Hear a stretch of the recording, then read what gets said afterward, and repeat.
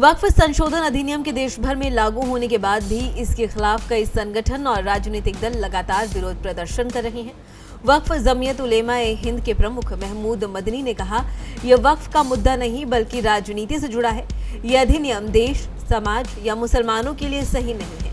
उन्होंने ये भी कहा कि इसके लिए हम कुर्बानी भी देने को तैयार हैं।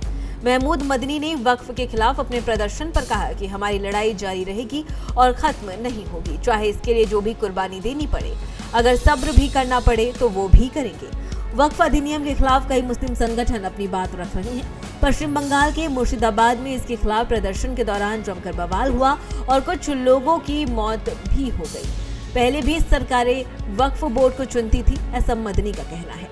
जमीयत उलेमा हिंद के प्रमुख महमूद मदनी ने कहा कि यह वक्फ का मामला नहीं बल्कि पूरी तरह से राजनीति से जुड़ा है। मुसलमानों के नाम पर कभी मुसलमानों को गाली देकर या फिर मुसलमानों का हमदर्द बनकर दुर्भावना के साथ इस अधिनियम को लागू किया गया है। ये अधिनियम या संशोधन देश, समाज या मुसलमानों के लिए सही नहीं है। अब जमीयत उलेमा हिंद के प्रमुख मौलाना महमूद मदनी ने दिल्ली में संगठन की बैठक के बाद कहा कि हम 3 मुख्य बातें कहना चाहते हैं। बीजेपी और उसके सहयोगी लोगों के जरिए ये कहा गया कि पहले कि वक्फ कानून में मनमानी चला करती थी, वो जो चाहते थे कर सकते थे। उन्होंने ये भी साफ किया कि पहले भी वक्फ बोर्ड एक व्यवस्थित प्रक्रिया के तहत ही बनाए जाते थे। इसे सरकारें ही बनाती थी। इसमें मुस्लिम समाज का कोई रोल नहीं होता था। सरकारें अपनी मर्जी के लोगों को शामिल किया करती थी।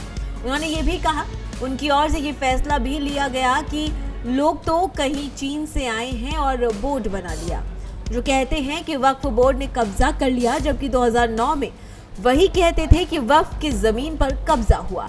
अब इतनी बड़ी तब्दीली हो गई तो यह मसला राजनीतिक हो गया। उन्होंने हमदर्द बनकर गालियां दी। ये दुर्भाग्यपूर्ण है। ये ना देश के लिए अच्छा है, ना ही समाज के लिए।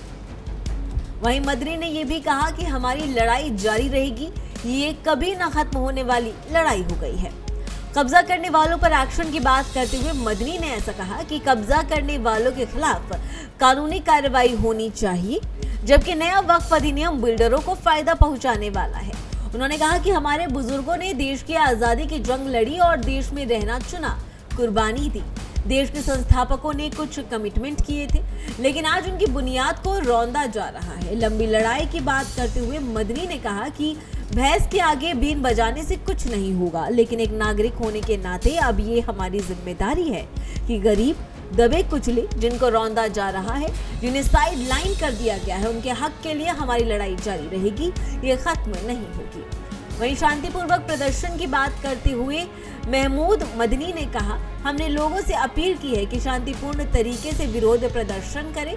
हर लेवल पर विरोध प्रदर्शन होने चाहिए। उन्होंने कहा कि जहां भी वक्फ एक्ट के नाम पर हिंसा होगी, वो आंदोलन को कमजोर करेगा।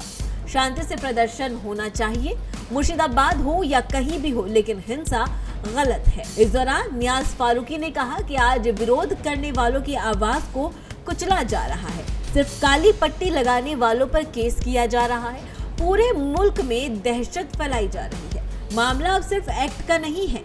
जो प्रोटेस्ट कर रही हैं, उनकी रहनुमाई भी जरूरी है। प्रोटेस्ट होगा चाहे जो हो जाए, चाहे गोली चले, हिंसा नहीं करनी है। ये महात्मा गांधी का रास्ता है।